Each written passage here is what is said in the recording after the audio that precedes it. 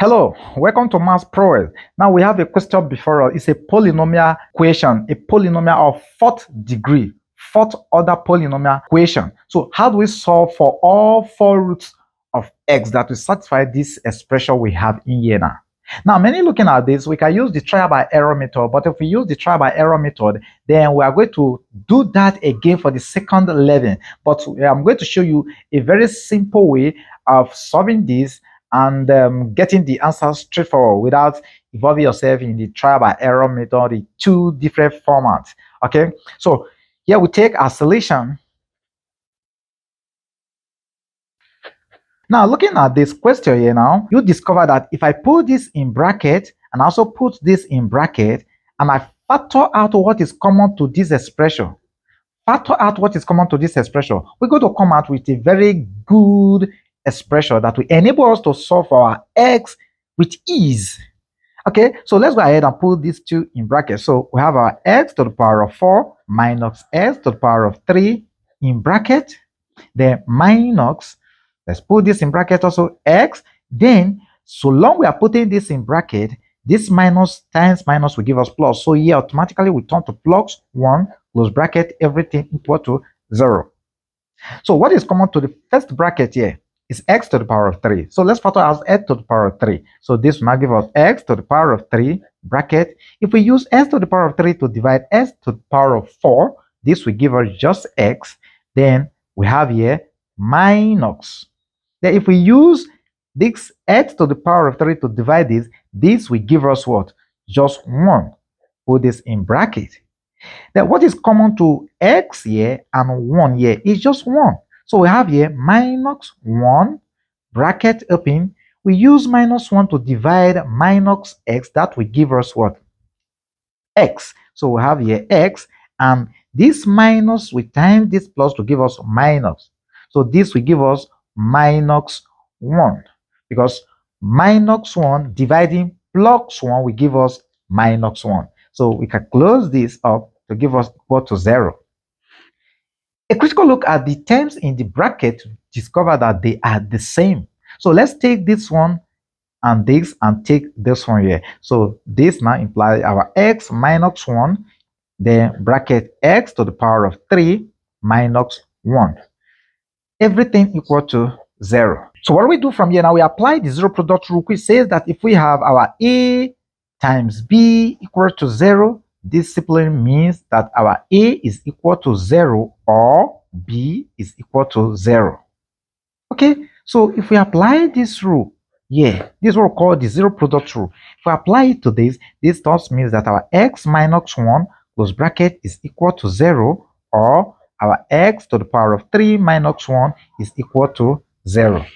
This is easy. You can easily send this to this side. So we have here x is equal to positive 1. So this is the first value for our x. So let's take this other side of the equation, which is x to the power of 3 minus 1 equal to 0. I can rewrite this as our x to the power of 3, then minus 1 to the power of 3 equal to 0. If we apply our algebraic identity, which says that if you have your a to the power of 3 minus b to the power of 3, this will give us a minus b close bracket into our a squared plus ab plus b squared.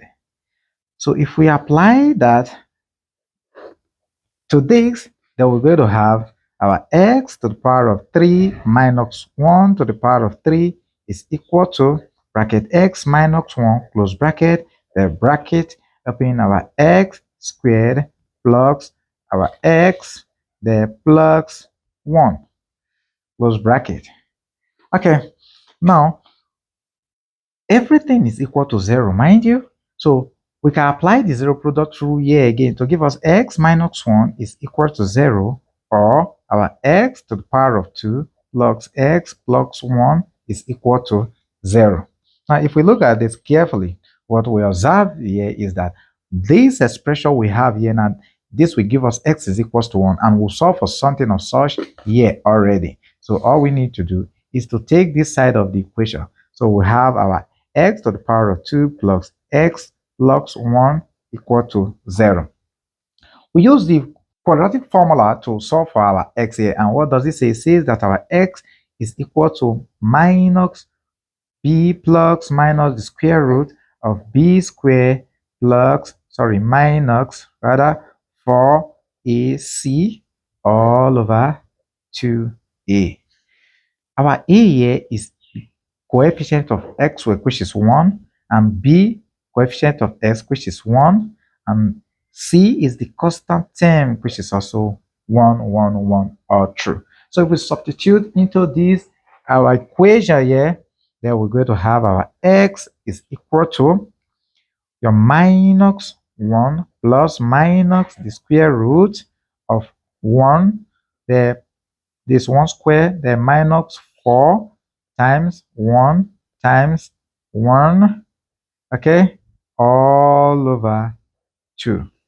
So again, we proceed, this will give us here a minus 1 plus minus the square root of 1 square will give us 1, and 4 times 1 times 1 will give us 4. So 1 minus your 4 will give us minus 3. But let's go systematically. So I have 1 minus 4 all over 2, which will eventually end up giving us minus 1 plus minus the square root of minus 3 all over 2. Again, remember our iota. Our iota is equal to the square root of minus 1. Okay, we know that iota is equal to the square root of minus 1. So we can rewrite this expression here. This does give us your minus 1 plus minus the square root of 3 iota all over 2. So here we have two solutions from here now. Our x3 and x4 from here. So I'll have a x3 and x4 from here. So from these solutions, or from this root, let's look at the roots that cannot fit into, or that will not satisfy this original equation, because some of them will not satisfy the original equation. So let's bring out all the roots. Okay, so from here, let's rule out this. So from here, we have our x1 is equal to our x2, which is equal to 1, positive 1. Now you discover that this root cannot satisfy this equation. If you substitute this into this expression, it will not satisfy this. So automatically, this one is rejected. So we reject this. Okay, then the next one, which is x3, is equal to, or x3 will take the positive 1, which is minus 1 plus the square root of 3 iota all over 2. Then our x4 is equal to minus 1 minus the square root of 3 iota all over 2. Okay, so from all this root here, we have just this. Okay, so we have this and this that will satisfy our original equation, which is this. Okay, so this marks the end to the solving of this challenge. If you learned something from this question, give the video a thumbs up. If you've not subscribed, do well to subscribe, because at Math Prowess, we release mathematical challenges all the time. We solve math all the time. Thanks for always be there. Bye for now.